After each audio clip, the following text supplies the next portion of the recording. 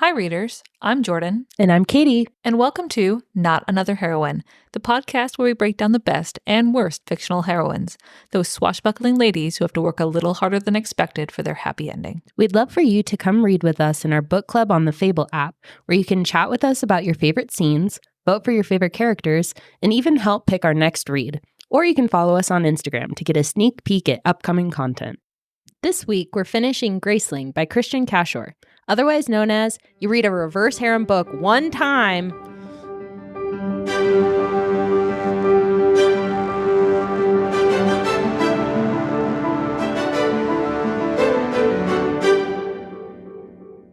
We made it. We're almost at the end. To the end. I feel kind of sad, though. I feel like I wanted to spend more time with Katza and Poe, but I know it's for the best. We have other books, other Katzas and Poes to talk about. But, this is going to sound awful. I wish... Uh-oh. Controversial take here. I love Katza and Poe, and I love all of the elements we've seen so far in this book. But this book didn't grab me. I could see that. And I feel like I don't know the right word for it. You probably have something way more eloquent and put together than I could possibly say. But it's kind of, I can't even think of the right word for it. But I know what you mean. It's not a grabber. It's like a long-term, slow burn, grabs your heart later kind of thing. It's nostalgic value? Yeah, and I think that has a huge appeal. Like something you read as a kid, you're more willing to look favorably upon as an adult. It's just reading, for me, this was the first time, and I don't think there's enough, I can't, words are hard. We haven't even started yet. That's fair. I just don't think you get enough in the character's head. Like you know what it is? It's like, this is a I'm telling you book instead of I'm showing you. Like, I'm going to tell you Katza's growth rather than you sitting in her head and experiencing it. I could see that, because I feel like a lot of her growth is shown through her actions and reactions to others, like, which is fine. I feel like there's a time and a place for that, and some people go too overboard on the like show don't tell, and it's like kind of hard to understand or pick up the nuances, or it's like they're beating you over the head with it. But yeah, I wish there was a little bit more of like Katza not frantic and kind of like assessing things, because I feel like her thought process is very like frantic, only hitting the thing right in front of her kind of vibe. This kind of seems like it would translate really well as a screenplay. Ooh, I would watch the shit out of that movie. But yes, absolutely. Like I've said that about a lot of books that we reviewed, but this one in particular, like the writing itself just seems like it's geared towards that. I could see that. Though I do think, speaking of part 3 and the plot points that happen, I think it'd be kind of hard to show in a movie Poe's grace. Yeah. How would you do that? I have no idea. I'm kind of imagining some kind of like CGI thing where everything's like dark, but then you see like eminences from like each object, like sonar or something. I don't know, if you cast the right person, like people who have super dynamic faces and can convey a lot of emotion, like someone could do that with Poe, and just I could see that. There could what was going through my head just now is the dude who plays the Darkling on Shadow and Bone. I love him. Okay, so I haven't watched the Bastion Barnes, or what's his? It's not Bastion Barnes. Anyway, okay, so this sorry, Ben Barnes. Ben Barnes. There we go. Okay, because he was in Chronicles of Narnia, Prince Caspian. What? He was Prince Caspian. Yeah, that's where original. Katie's crush on Ben Barnes developed. Mind blown right now. Okay, so I saw a reel this morning where he was reading. I think he was doing a reading from Shadow and Bone or some book in the series, And that man's voice, oh my God. Like, I don't even need to see him. He could just read. Yep. But like someone like that who he has a nice voice. Yeah, convey that much emotion and depth just by speaking would be a great Poe. I think so too. He would make a good Poe, honestly. He doesn't quite look like Poe, but yeah, he has that like empathy though. Like all of his characters, you get that like empathetic, like you're like a easy to know person, easy to get to know, like very like, oh yeah, like I care about you. Okay, it's fine. One more sidebar before we really get into part 3. So speaking of that character, I just started reading Shadow and Bone, and all I know, I have imagery in my head from Ben Barnes, and then that stupid dude they cast to play Mel or whatever the other lead male is, and I have to know now, who does she end up with? Oh, girl, I cannot ruin it. It's a fucking Katie. No, how far are you? What part are you in? I think I'm only like 50 or 60 pages in. Oh no, you have to suffer. Really? Yes. Okay, is because it suffer through the book or through the whole series? I think by the end of the first book, you know. But that's the appeal of like this series, the way that the love interest, because it's not, I wouldn't say it's a love triangle, but it like almost is. It's like that emotional like connection you have with like those people that are just really like morally gray, morally black, and you're like, I know I need to fucking hate you, but you're like in my brain. I can't believe you're doing You'll this learn. to me. Fine. I know what I'm doing tonight. What is that? That Harry Potter quote. I quote this all the fucking time from the 3rd book.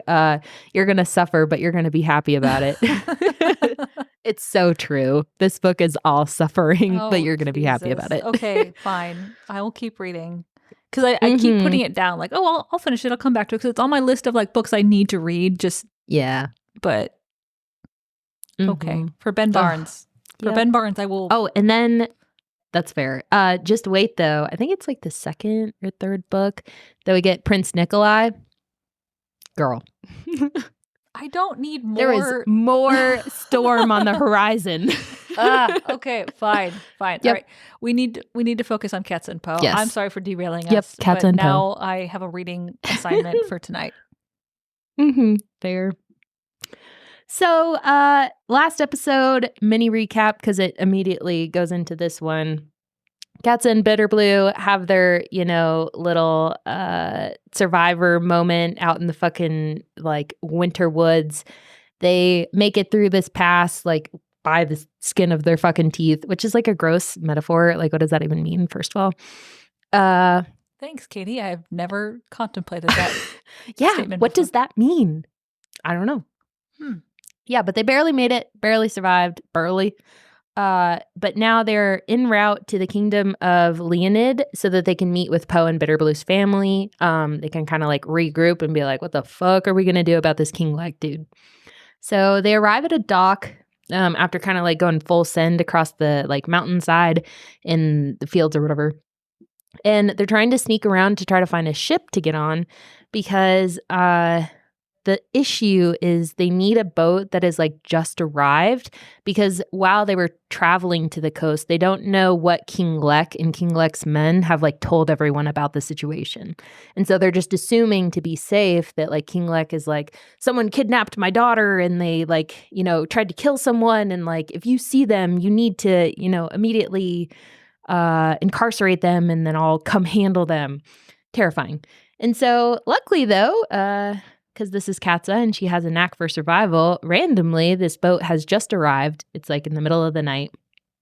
And it's also completely worked. What's the word for like the ship crew? Crewed? There we go. Answered my own question. Watching you solve that problem live was excellent. You like start with confusion and it's like, oh, yeah, the whole ship is crewed by people from Leonid. So they're like, perfect. And so Katza asked to like, be shown on board so they can talk to the captain and try to like get a ride back to Leonid, even though these people had just come from there. And so they go and talk to the captain, who turns out being a woman. Awesome. Love it. She's like running her own business. And after a lot of like back and forth and like the captain being like, no, I'm just going to take your fucking money and then dump you overboard like dead. Katz is like, okay, you really need to take me to Leonid. And she shows him the ring that Poe gave her before they separated. I did not remember Poe giving her the ring. I think I skimmed over that scene. Oh. And so when she pulls it out, yeah, it's very subtle. And I kind of forgot about it too, even during my reread. But basically what this means, as the captain is explaining to Katza, because Katza didn't really understand what, being given the ring meant. The captain explains that like giving this ring of your identity to someone is basically like, I know I'm going to die, or like I, don't want to belong to my identity anymore. Like someone else is taking on that like role for me. And so obviously, because that's fucking like tragic and horrible, Katz is like, oh my God, I don't fucking want this ring anymore. And they're like, nope, you're now princess. You have taken, Prince Poe's position, his title, like you are now princess. And she's like, over here sobbing. And they're like, okay, we're going to go back to Leonid. Like that's not more romantic than a marriage proposal. Like someone willing to just sacrifice everything that they have for you with nothing in return. Mm-hmm.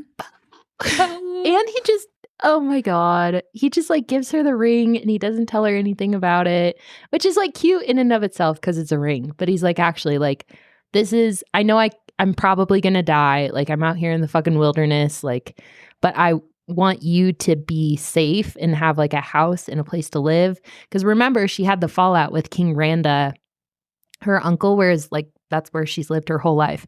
And so like not only is he, like making sure that someone is taking up his role, like he's giving Katza security and a place to live and like money. So that's and tragic. Doesn't ask for anything in return. No. I'm gonna cry. This man. Someone come get you, mans. Anyway. So obviously the captain is like, yeah, you have like Princess Bitterblue. You are now royalty yourself. Like we're absolutely going to go take you back to Leonid, like no questions asked. And so this trip obviously takes several weeks, but Katza uses the opportunity to start to teach Bitterblue how to fight and like defend herself and protect herself. And then during this, we kind of get Katza's first like internal thoughts about doing this all the time. Because she even has this like quote kind of in the middle of this teaching scene where she's like, I really don't understand why like the most unprotected, the most vulnerable population in our world, like little girls and like young women aren't taught to like protect themselves. Like they're, at the mercy of the people around them. And so she's kind of like, that would be like a fun like side gig once this is all over. Hold on to that little nugget because it comes back. Almost as if she decides that, yes, that is going to be her side quest once this is all over. And so this scene fucked me up. So they finally arrive back at Poe's castle. And it's beautiful. It's amazing. And Katz is like, oh my God, like, I wish I was here with Poe. Like, I wish he was here. Like, maybe he might be. Like, maybe he somehow, got out of that. Yeah, the hope that she builds up. Like, oh, like, yeah, that was a little excruciating. Devastating. There are like part 3 is just like fucking knife to the heart again and again. So she has this kind of like very delicate hope and she's like seeing this like beautiful castle. It's amazing. And she's like, getting kind of like fucked up about it. And so she goes up to the castle. She knocks on the door and the servant answers the door. And he's like, oh, you finally arrived. And she's like, how do you know who I am? And he's like, oh, the master, he's waiting for you in the receiving hall. And so again, we get this like fucking traumatic, like maybe Poe somehow magically like made it back. Like he's going to be there and they're going to be a family and they're going to like kill King Lek together and everything's going to be fine and happy. Spoiler, it was not any of that. This next scene came out of left field for me. Yeah, it was a fucking, not even a plot twist because like it makes sense like with the plot, but it's just one of those like left fucking, what is that left hook that just knocks your shit out. And you're like, where the fuck did that arm even come from? So they walk into the receiving room. Katza looks around. It's, Poe's family is all there. And she's like, okay, great. Except, who is this man that is allegedly master Fuck this of, guy. Yep. It's King Lek. Disturbing. Dun, dun, dun. Horrifying. Even his name gives you like the heebie-jeebies. Yeah. God, just like professional gaslighter extraordinaire. And so Katza, as you're reading this, is like even more excruciating because like Katza's immediately pulled under the spell that is, King Lek's grace. And he's like, oh, thank you so much for bringing my daughter back to me. She's been like missing and I'm so glad you brought her to me here. Jesus Christ. And Bitter Blue is like crying and like upset. And she's like, no, like, Katza, you need to remember, like, he's evil. And Katza's like, I know something's like wrong, but I can't put my finger on it. Like, I'm not supposed to trust this guy, but I don't know why. And so Poe's mother, who's the queen, she like keeps asking where her son is and she's referring to Poe. And like Lek is immediately like, yeah, like please tell me like where our friend Poe is, in his head, like the one person that can like see through my grace. Like please tell me where he is so that I can have him murdered. But like, oh yeah, our dear Poe, like he's lost. Like please tell me where he is. And Katza kind of gets all the heebie-jeebies from it and she's like, no, like I don't think I'm supposed to talk about Poe with you. I don't remember why. Okay, so I thought she starts to talk about where he's at, like because he questions her, right? Like, oh yeah, I think he asks like, is he alive? And she's like, yes. And then that's when Bitter Blue like really starts like panicking and freaking out and she's like, no. But she doesn't say where he is. And then Lek kind of continues this monologue and he's like, oh yeah, well, thank you for, bringing my daughter back to my castle. And Katza has another moment where she's like, your castle? Like, I thought this was Poe's castle. And Lek is like, whatever, like, that's not important. Like, let's get past that. And he's kind of starting to like press more and more, like, you need to tell me like where Poe is. And then again, poor Poe's mother, like, poor mother is like, where the heck is my son? And then Lek is finally like, yeah, like, please tell me where Poe is, because, he has that special power. And halfway through getting through that statement, Katza immediately unalives this man with a thrown knife that impales him to his chair through his mouth. It was the most beautiful closure that this author could have delivered. Like, I love the like, nope, bam. Insane. Yes. Like, and then obviously chaos ensues. But like, let's look at this scene a little bit. So Katza doesn't have any kind of like breakthrough. She still is kind of under Lek's spell. And even after this, when like, everybody starts to kind of come to a little bit and they're like, wait a second, like what is going on? Like, did he say like my castle? Like, no, it's fucking Poe's castle. Katza was at no point like, did she break the spell? She was still completely under this man's influence. But like her love and like loyalty to Poe is so deep that this man was about to reveal like Poe's actual grace, which, his family has been keeping secret. His mom has, his dad doesn't even know, like the brothers don't know. Like it's a close held shit. And he was about to say it out loud. And Katz is like, nope, I'm going to kill you. Like, oh, the love. That's real love. And that, it makes you wonder too, like how much of that is Poe's power kind of seeping through like their relationship. Yeah. Like the same way love always wins. Yeah. King Lek can influence people through other people. I wonder if Poe's ability to see through things can like transfer to other people in certain. I like that. I never even thought about that. I just thought it was like the power of love, but it could actually be like actual power. I think it's definitely meant to be the power of love. that was the moral of the story there. That's fair. But you're like, in more like real circumstances, it could be. But this all goes down in like the span of a page. Like they arrive at the castle. Yeah. she realizes Poe's not there, and in fact, his whole family is there, and King Lek, and like the whole interaction between the two of them, a page, and then she's like, "Nope, you're dead." It was so quick. It was a very abrupt end to a villain who kind of like felt like he had all of the power in the world, and it was just this like crazy like one-off like no, and then boom, dead. Which is like an awesome I feel like that's an awesome kind of like parallel end for a gaslighter. So it's like someone that has, professionally been able to get one over on people and like make them doubt themselves. And Katz is like, okay, I might doubt myself, but I don't doubt Poe. Mhm. And she's like, nope, that's the last straw. Done. Mhm. Like he pushed too hard. I wonder how it would have been like to have a little bit more of the what's the right word? Intrigue, suspense, build up, like relationship test. If, for example, Katza had been captured by Lek earlier on, like so she and Poe like just had their romantic moment and they want to be together and they're still hashing it out. And then Katza is captured by Lek and now has to believe everything he's telling her. And then for Poe to have to come in and like rescue her from herself and from Lek.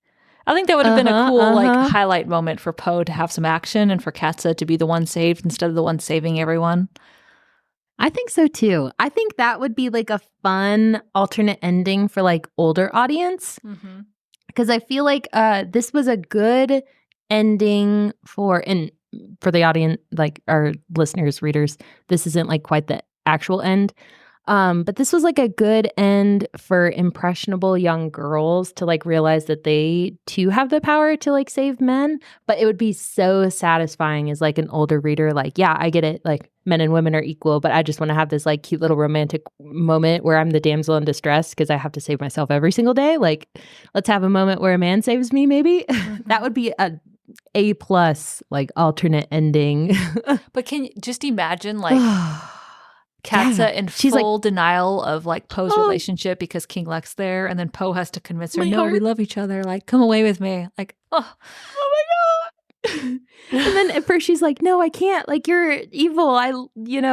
King Lex is great. He's an awesome king. And he's like, no, but you love me. And she's like, I do. How much do you want to bet that this fan fiction already exists somewhere? This book has been out for a while. I wonder. Yeah.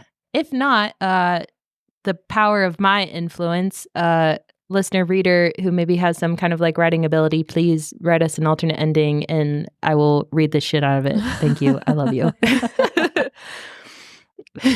That would be amazing. I want more Katza Poe drama. Yes, we love it. But yeah, chaos. Everyone's kind of clutching their heads. They're like, what the fuck was like happening? Like, did he say this is his castle? Because at one point too, like King Roar is like, did this man really say that he was gonna like install himself as like king in my throne? Like he's like getting himself like amped up, like the fuck does that guy think he is? And it's like, well, he's dead. So like let's calm down a little bit. King Roar is a cool character that we get a little bit more of, but yeah. I think he's described as being like bombastic and loud and like doesn't really listen to other people, but also like cares a lot. And I think we all know those people that are like maybe not the most eloquent, but like they care and it's coming from a good place. Yeah. The most fun kind of people. But anyway, after all of this drama happens, Katza tells Bitterblue that she's like, okay, this is all done. King Lek's dead. Awesome. I need to go find Poe. Like he's out there in the middle of nowhere, potentially hurt. Like I need to go find him. And she's like, I'm leaving in the morning. And Bitterblue is like, LOL, you're not leaving alone. And then Poe's closest brother, Sky, is like, LOL, you're not leaving alone. And then a whole group of soldiers are like, LOL, you're not leaving alone. So now they have this whole ass posse like riding out. And so they sail back to land and they race across the continent to go find Poe. And Katza's getting like more and more stressed out. And I feel like everyone has kind of experienced this. Like when you are amped up to go do something or go somewhere that you like really need to get done. And it's that like anxiety of like, we're not moving fast enough. Like I can totally relate to Katza during this. Like it's probably this on crack, like through the roof. And so she's getting more and more stressed out. And, she's pushing her horses really hard, trying to get there. And from above them, all of a sudden, up on the hill, Poe kind of calls out, "Still doing your best to ruin the horses, I see." Oh, he's alive. He made it. Except. Oh, no. Not this part. Yeah, he made it except. This is the most fucking devastating thing I've ever read in my entire life. So Poe explains that he survived and, he's doing okay, except he's still walking with some difficulty. He's still dizzy. And Katza starts to realize that Poe's not himself. So, Poe was always the really emotionally in tune with people, happy-go-lucky kind of guy, very laid back. But now all of a sudden he's very depressed almost in moments. And it looks as though he's trying to keep it from everyone around him. And so Katza finally pulls him away and he's like, "Hey, you need to," or she says, "You need to tell me what's going on. Why are you acting this way?" And it's only after, and he kind of refuses to talk about it. He's like, "I just want to be alone. Leave me alone." And she's like, "What the fuck? This is not Poe." And so it's only after Bitterblue, in a passing comment while they're all eating, she's like, "Yeah, there's something off about his eyes." And Katz is like, "Well, yeah, he has kind of crazy eyes, the weirdest eyes I've ever seen. They're gold and silver." And Bitterblue's like, "No, there's something off about his sight. He looks at things but doesn't see them." And that's when Katz is has the flashback montage of him falling off the cliff and him slamming his face into the pond and the horse falling on top of him and the dizziness, it's all clicking together to a very devastating, tragic end. So she runs out. Poe is sitting by this pond thing. And she's like, "Poe, look at me." And he doesn't turn around. And she's like, "Poe, please look at me." And he kind of maybe ambles around a little bit, but he's not looking at her. And he's like, "Poe, are you blind?" And he starts crying. Oh my God. Even knowing what was coming, this was devastating. I wasn't quite so devastated, but that was because I wasn't. Really? I mean, it's very sad. It's so sad. But I just wasn't as invested in this story. Oh, fair. And so it didn't quite hit me as hard. But again, I wish I'd read this when I was younger because I think I would have been as devastated as you are right now. That's fair. This is 15, 16-year-old Katie speaking "Oh my God, he's blind." So, okay. One of my favorite, I don't want to say it's my favorite book. It's one of my favorite classic books, Jane Eyre. Which I don't think okay. Have you read it? Jane Austen up in here? Okay. Okay. That's what I said. It's not one of my favorite books because it's not a book I'm just going to pick up. Oh, I love this book. I need to escape for a little while. It's an investment. But it's one of the few. That's fair. It's one of the few classics you can get away with, but it's very readable. If you haven't read it, so it's written in first person, which is another reason it's super readable. Interesting. Yeah. But this is not a spoiler because there's 10 Jane Eyre movies. The hero is blinded in a house fire.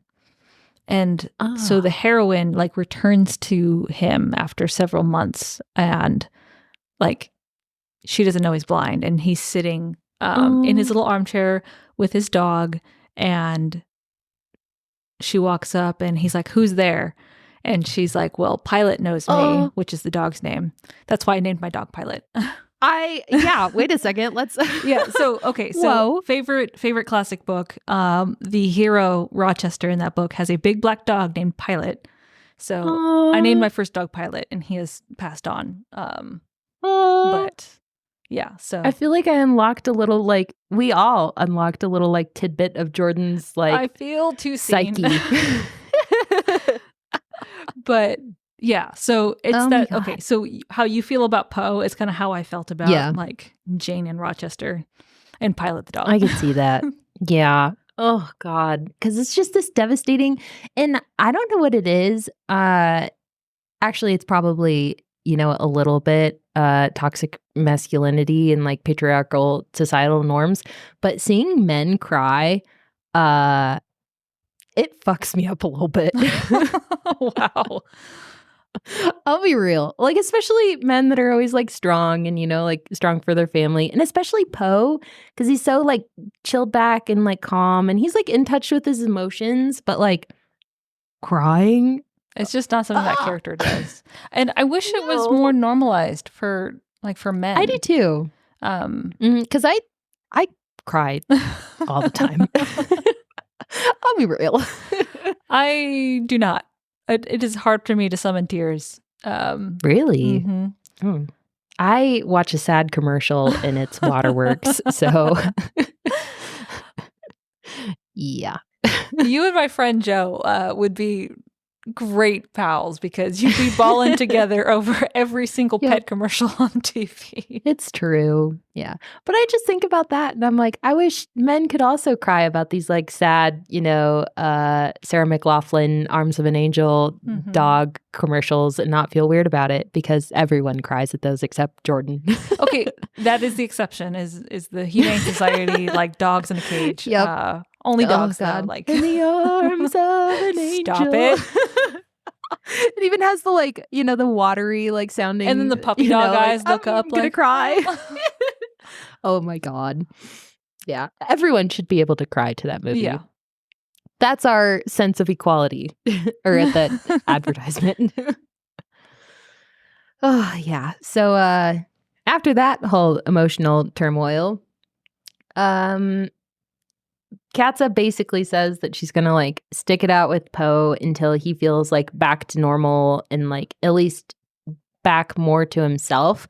Because even after that little reveal, I feel like Poe, his character starts to like move back towards who he was before. But it's obviously with this like extreme trauma, that I feel like a lot of people with disability who lived without that disability before probably feel like you don't want to be who you were. Well, like you want to be who you were before, or maybe, but it's like you don't want to have to act happy all the time. It's like, no, I'm like living with this disability. Like this is my life. I'm not going to be happy all the time. Like you're not happy all the time. But people are like, oh no, like you can do it. You'll be fine. It's like, just let me suffer for a little bit. You almost become a different person. Like you cannot be the person you were before. You are made differently now.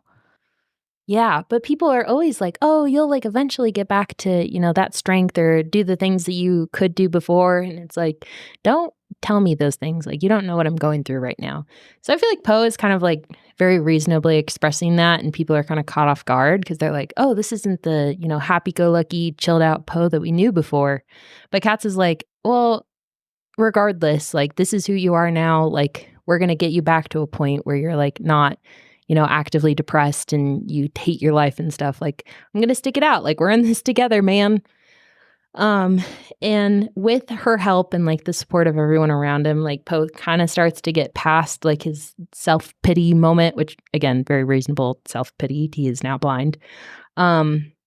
But he also kind of embraces his grace and like allows it to kind of extend out past him and he can kind of like see in a way.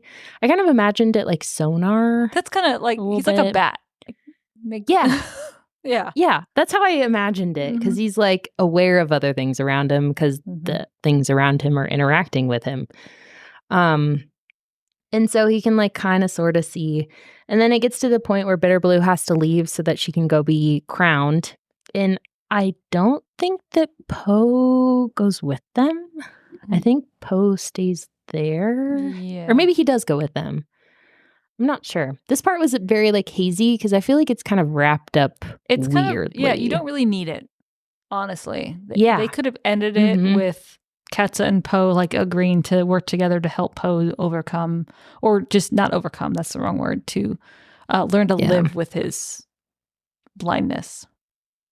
Yeah, because these last like little bit kind of felt like odd. So Bitter Blue is obviously has her coronation. Katza gets like a little reunion with Prince Raffin. Like he like bursts through the door and she starts crying. She's like, oh my God, Raffin.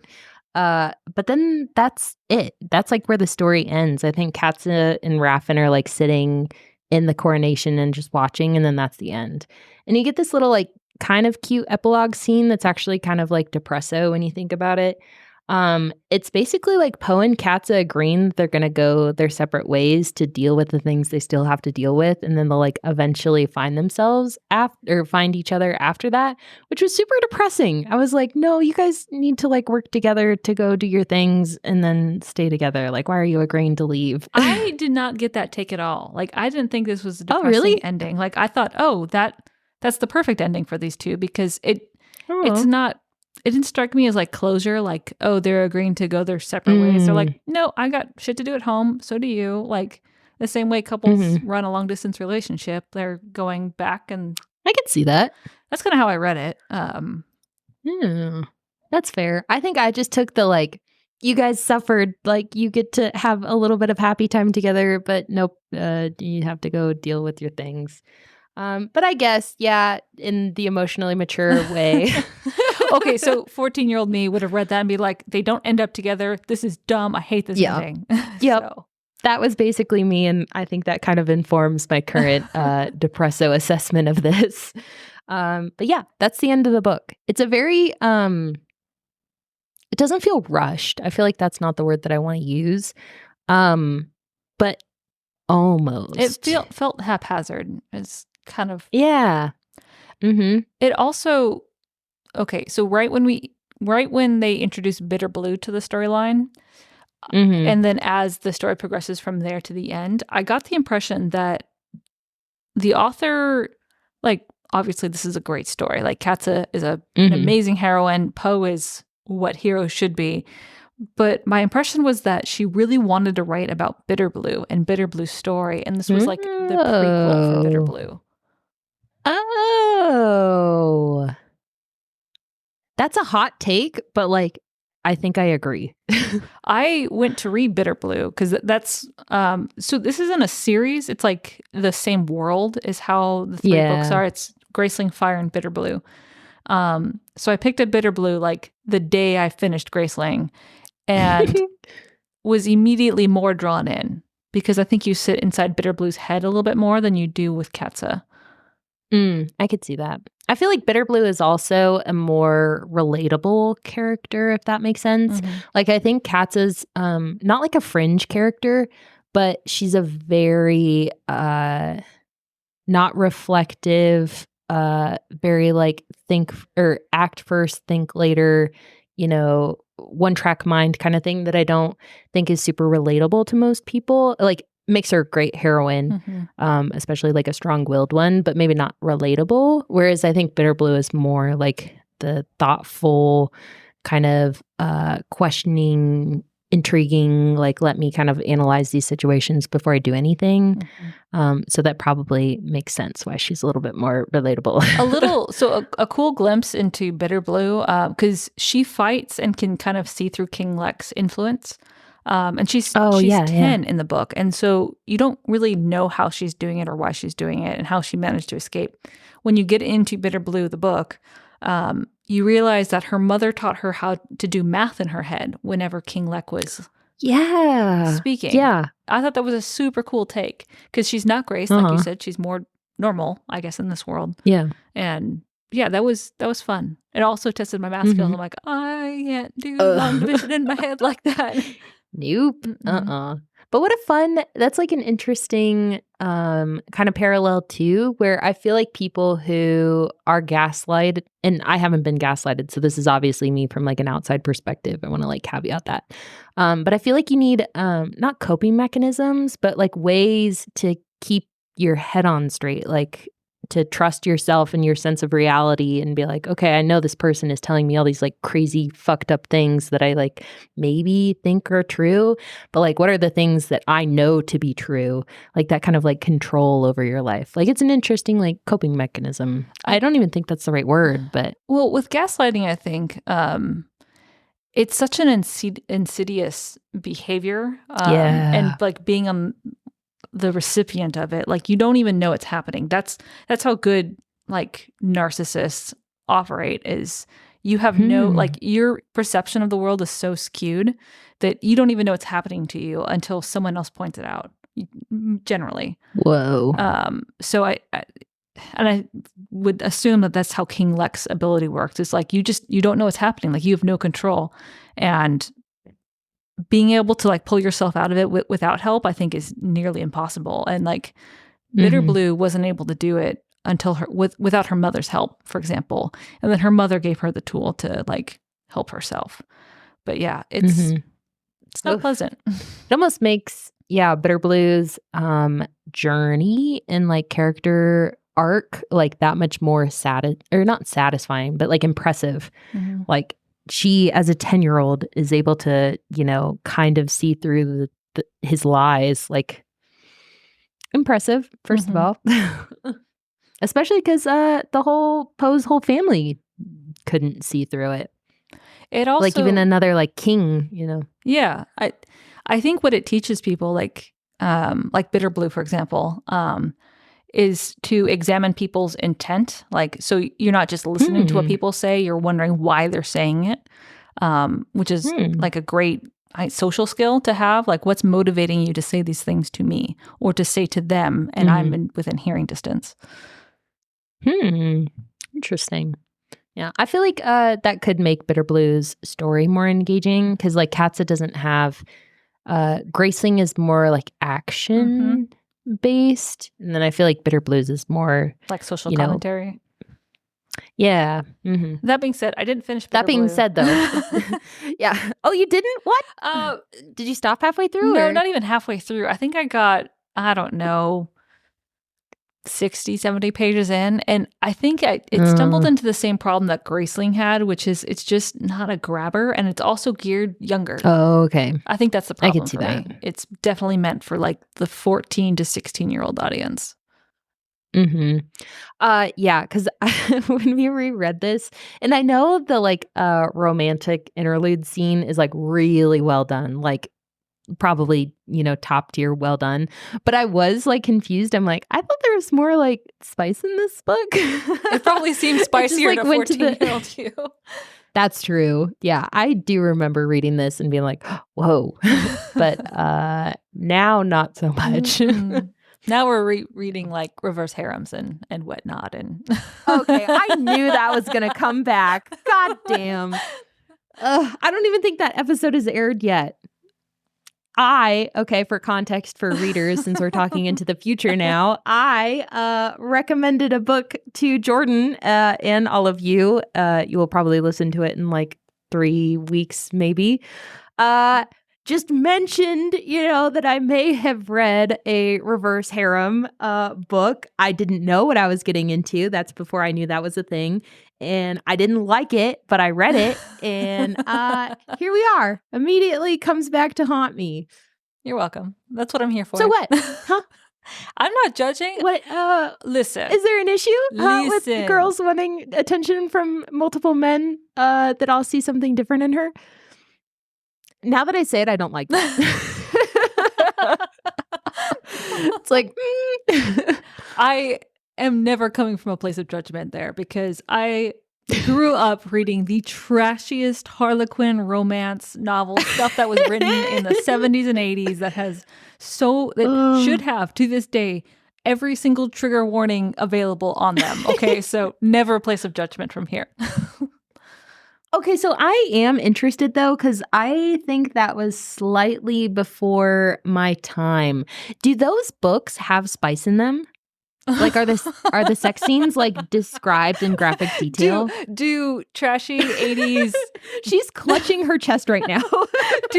do old school romance novels and like old school, I would say like 80s, late 70s to like the early aughts. That's what I'm like. Damn. Do those have sex scenes in them? Why, yes, Katie, they do. And I would say that some of them are even more like vivid and graphic than you would find in some more of the steamy books these days. Okay, well, we'll talk after this episode so I can get some recs real quick, first of all. But I don't know why I thought it, but I always thought like older books were like very like white woman at church from the South, like clutching her pearls, like, oh, we don't talk about that. Okay, so this is definitely a sidebar, not even remotely related to Graceling, but there's kind of like an in-between period in romance work. So there was stuff that was published in, I'd say, like the 40s to 60s. That's very clean. And it's no spice, it's still a romance novel. Like the entire plot centers around the romance. And it's very much like women in that era, right? So these were all like set in the 40s to 60s, usually like about a nurse who has to travel and she meets a hot surgeon, except it's a very clean, yeah. And the woman usually has some sort of like sad circumstances where she's broke or she's not as pretty as the other girls, that kind of thing. But it's very much centered on like the dialogue back and forth and the emotional growth, and there's no spice whatsoever. So they're kind of like a palate cleanser in the romance genre, where if you like want I could see that to read like a Hallmark movie with no spiciness to it, but you want that like emotional closure, read that. But you hit like 70s and later, and oh my God, like that was my sex education, was those books growing up. Oh my God. First of all, I don't think that's a holistic health and wellness. But I was a very knowledgeable teenager. That's fair. I wonder, that would be like a fun like gender studies, like doctoral thesis or something, because that probably lines up perfect with what is it, second wave feminism, third wave feminism? I think it's second wave feminism, where, because it kind of makes sense, because I feel like women in like the 1940s to probably like the 1960s, 1950s maybe, and probably before that too, they're not seen as like sexual creatures. They're, meant to like offer pleasure to male counterparts. But I feel like when you get that like second wave feminism of like the 60s and 70s, where it's like, no, I'm a fucking sexual creature. Like I do all of this shit. Like that's not just a guy thing. It would make sense that you have this like rise in like spice levels in romance books that like they're echoing, the voices and thoughts of like this public, I guess. So it's interesting because I feel like we've had like a rise in that again in the like, 2019 to like now, of like women are like, yeah, I read book porn. What about it? Well, and it's cool because it's not just books now. It's books, it's movies, it's music. Music is a big one for like women's empowered sexuality. Like just listen to some of the songs. Ariana Grande, Positions, the whole album. Anyway, continue. Yeah. So there's a great older movie that's kind of timeless now. It's called Romancing the Stone. And I know it's been on one of your recommended movie lists. Uh-oh. So, okay, for everyone listening, Katie is probably one of the youngest people in our office at work. And she has a long list of movies she has never seen recommended to her. It included like Pretty Woman she had never seen. I just watched that. Problematic but cute. Yes. So Romancing the Stone is also on that list. But the movie is about a romance writer author I think it's in the 80s, like late 80s. And she kind of gets sucked into this adventure plot, like straight out of one of her books. So it's that character and the romances she writes is kind of, the movie's poking fun at all of the romances that came out in the 80s. So interesting. That's almost like a response to a response. Like we're getting Inception here. So, but all that being said, I feel like Graceling,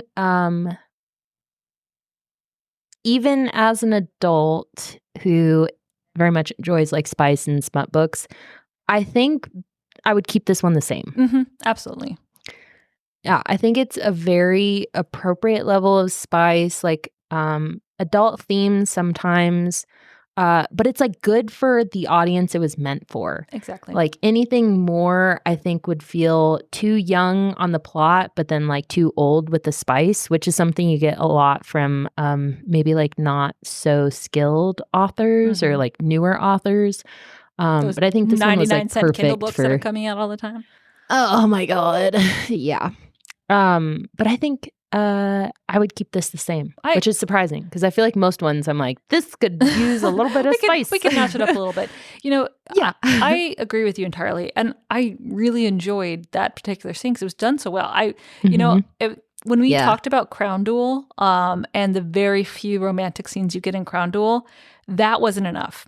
And I think if they had just bumped up to the Graceling level, that would have been perfect. Yep.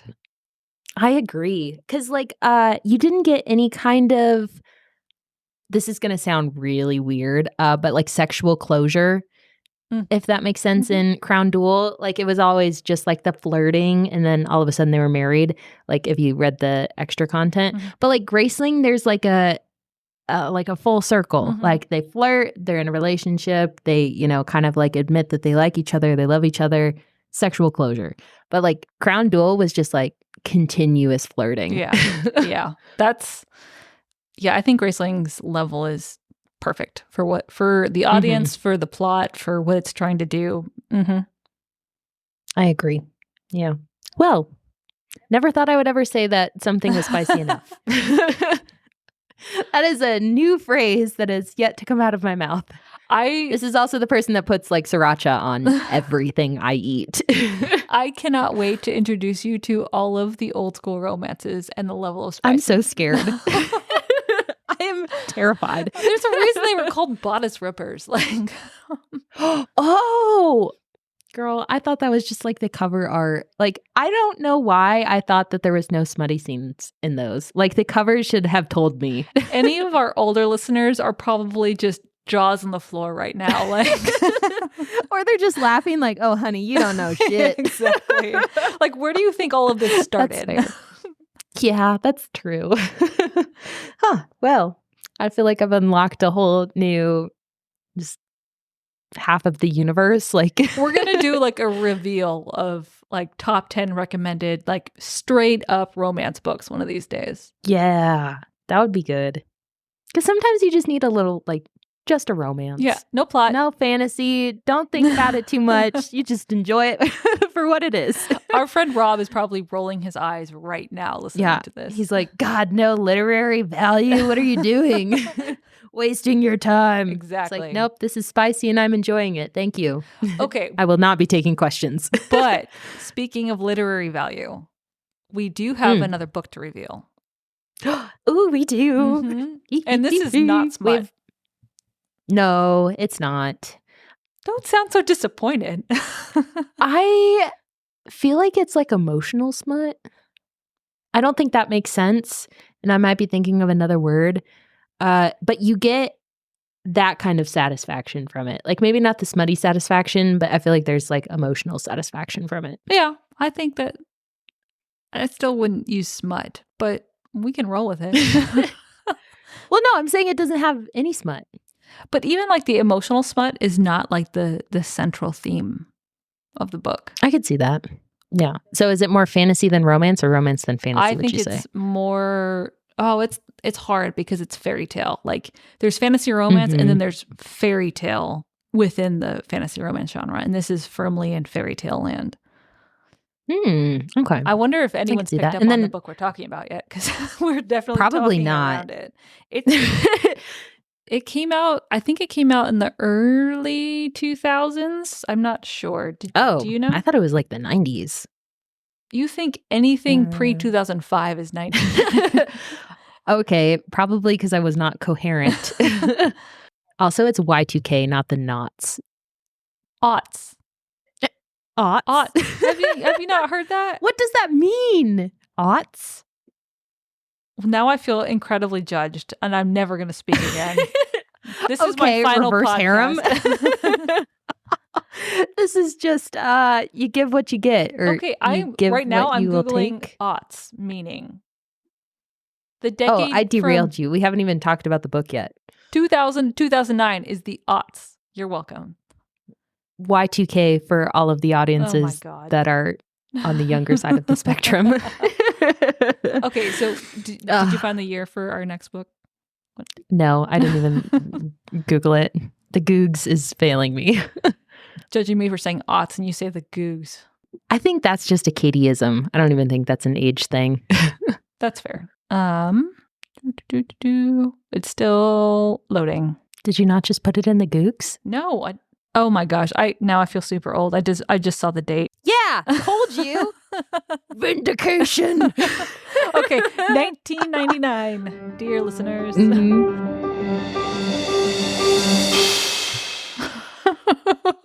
Okay, thank you for sticking with us through our ups and downs this episode. We are finally going to reveal our next book. Yes. So, Katie, would you do the honors? Our next book is Daughter of the Forest by Juliette Marillier. Marillier? Marillier? Girl, I'm still emotionally in shock from... That's fair. What's her last name?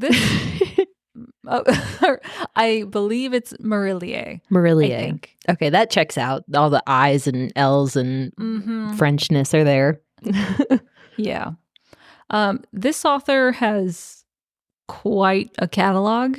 And her, like, I was looking at the page count on this book, and we're in the 500s on this one. Okay, chunks. It's very thick. And this is the first book in not a series. It's like a family legacy world thing that all the books are set in. So you don't have to read like Bridgerton almost. Yeah, I'd say that's a good comparison. So, and we've both read this one before, but it's been a little while. Yeah. It's, like you said, hefty. Yeah. I've only read the first one too. I think I've read one other book by her. The one with the like witch reflection pool or something. Oh, Dreamer's Pool. Yeah, I read that one too, which was super cute. That should have been my recommendation for a book like Entreat Me. I feel like the characters are similar. They're like the older, more mature, worldly. So I love this author. I think I've read almost everything she's written. She's phenomenal. She's right up there. If you look on Goodreads and look at the like similar books to Daughter of the Forest, the authors that pop up are Grace Draven, shocker. That makes sense.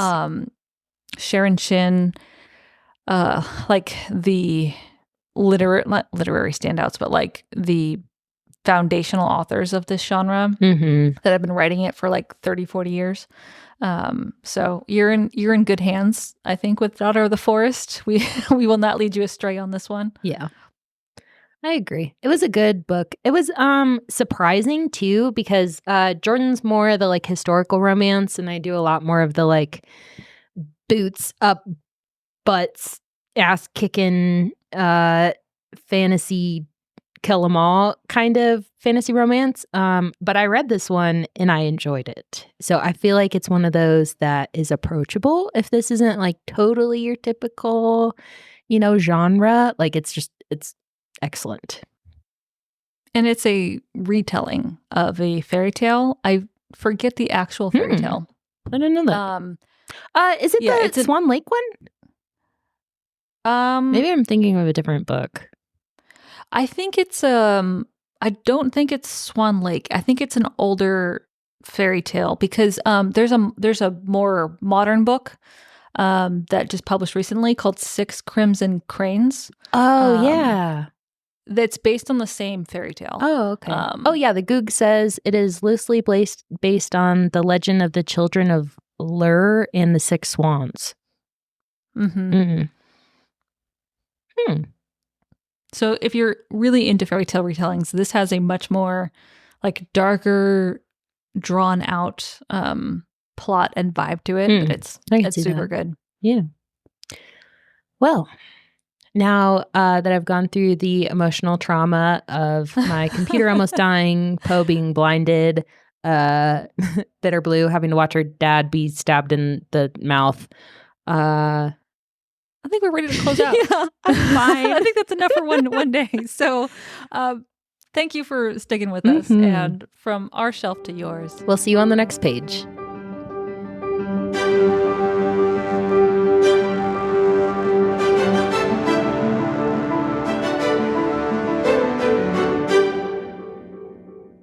So timing is everything. And right when Katie yelled vindicated, you want to explain what happened?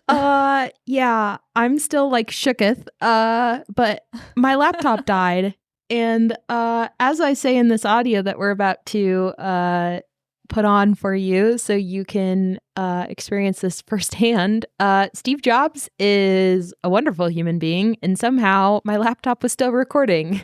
And then it turned back on, and without me knowing it, it was still recording as I was real time watching the audio still existing on my computer instead of gone into the ether. So just for you, we preserved Katie's reaction so you can listen to it live.